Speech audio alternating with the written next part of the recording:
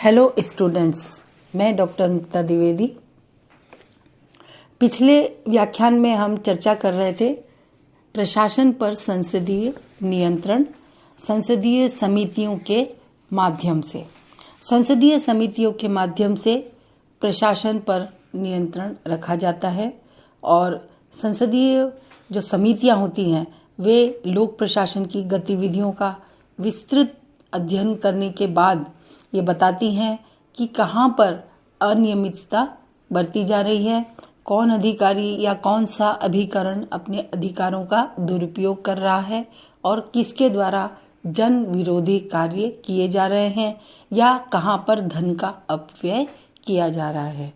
तो संसदीय समितियां प्रशासन पर नियंत्रण रखने में बहुत ही महत्वपूर्ण भूमिका निभाती हैं। अगर हम भारत का उदाहरण लें तो भारत में प्रशासन पर नियंत्रण रखने वाली मुख्य 3 समितियां हैं। लोक लेखा समिति, जिसे हम कह सकते हैं पब्लिक अकाउंट कमेटी, दूसरी है प्राक्कलन कमेटी, एस्टीमेट कमेटी और तीसरी है आश्वासन समिति या एश्योरेंस कमेटी। लोक लेखा समिति और प्राक्कलन समिति वित्तीय समितियां हैं और ये प्रशासन पर विस्तृत और ठोस नियंत्रण रखने में बहुत ही महत्वपूर्ण सहयोग देती हैं।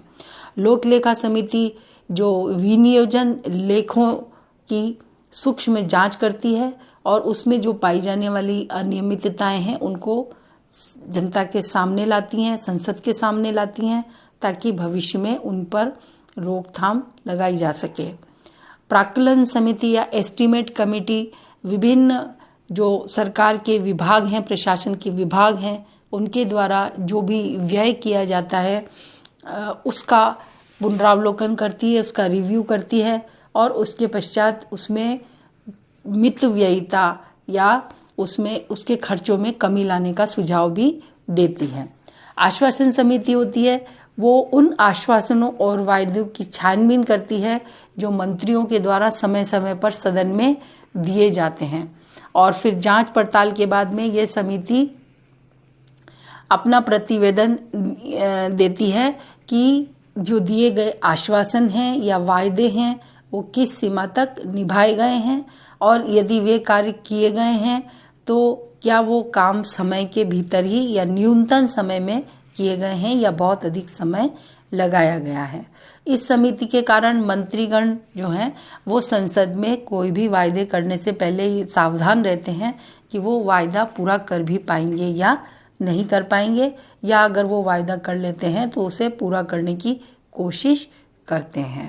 तो इस तरह से हम ये कह सकते हैं कि प्रशासकीय कार्यकुशलता की देखरेख करने में जो संसदीय समितियां होती हैं वो बहुत महत्वपूर्ण भूमिका निभाती हैं।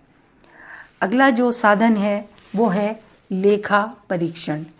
लेखा परीक्षण से तात्पर्य यह है कि सरकार के द्वारा जो व्यय किए जाते हैं उन पर नियंत्रण बनाए रखने का एक तरीका है। भारतीय संविधान में लेखा परीक्षण का कार्य नियंत्रक और महालेखा परीक्षक को दिया गया है। लेखा परीक्षण विभाग भी है और कार्यपालिका के अंकुश के बाहर ये काम करता है।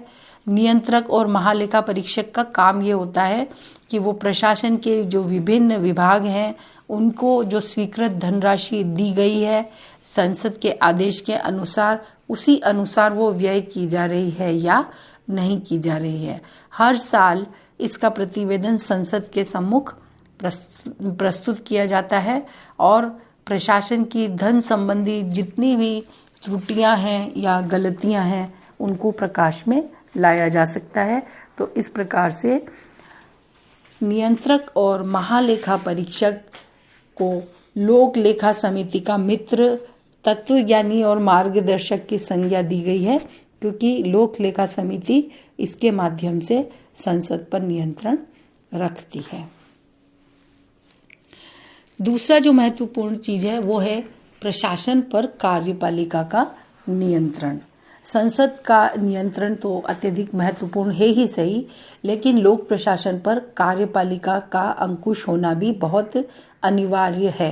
हालांकि लोक प्रशासन कार्यपालिका का एक भाग ही होता है, लेकिन इस भाग पर नियंत्रण रखना बहुत आवश्यक है और प्रजातांत्रिक सरकार में तो इस नियंत्रण की अत्यधिक आवश्यकता पड़ती है, क्योंकि अगर प्रशासन पर नियंत्रण कार्यपालिका के द्वारा नहीं रखा गया तो वो शासन नौकरशाही के राज में बदल जाता है।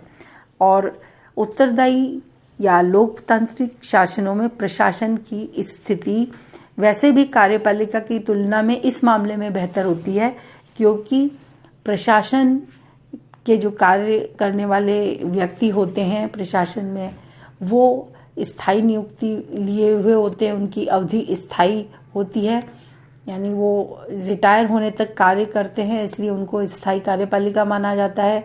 जबकि जो कार्यपालिका है, राजनीतिक कार्यपालिका, वो एक निश्चित समय तक 5 वर्ष या उससे भी कम वर्ष तक कार्य कर सकती है, इसलिए उसको अस्थायी कार्यपालिका मानते हैं। तो ऐसी स्थिति में नौकरशाही के निरंकुश होने की संभावना बहुत बढ़ जाती है। इसलिए प्रशासन पर नियंत्रण इस अवस्था में, इस स्थिति में और भी अत्यधिक आवश्यक माना जाता है। तो प्रशासन पर नियंत्रण के कार्यपालिका के जो तरीके हैं वो हैं, शासन की नीतियों का जो निर्धारण है वो मुख्य कार्यपालिका के द्वारा ही किया जाए या राजनीतिक कार्यपालिका के द्वारा किया जाए, और प्रशासन को उस पर अमल करने के लिए कहा जाए। राजनीतिक कार्यपालिका स्थायी कार्यपालिका की नीति निर्धारण करते समय मदद ले सकती है, लेकिन मुख्य भूमिका मुख्य कार्यपालिका या राजनीतिक कार्यपालिका के द्वारा ही निभाई जाती है, ताकि प्रशासन पर नियंत्रण रहे और सरकार की जो भी योजनाएं हैं, सरकार के जो उद्देश्य हैं जिनको प्राप्त करना चाहती है, उन्हीं दिशा में कार्य हो।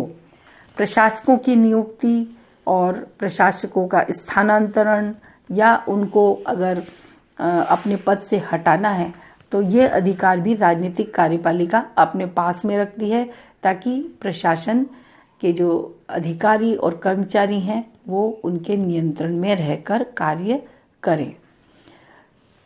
बजट भी कार्यपालिका के द्वारा बनाया जाता है। लोकमत से कार्यपालिका, राजनीतिक कार्यपालिका अपील कर सकती है और लोकमत के सीधे संपर्क में रहती है। और लोक सेवा संहिताएं भी बनाई गई हैं और स्थायी कार्यपालिका से आशा की जाती है कि वो इन संहिता के नियमों का पालन करें। और अनुशासनात्मक कार्यवाही राजनीतिक कार्यपालिका का एक महत्वपूर्ण साधन है, जिससे कि वो प्रशासन पर नियंत्रण रख सकती हैं। Keep learning, keep growing. Thank you very much.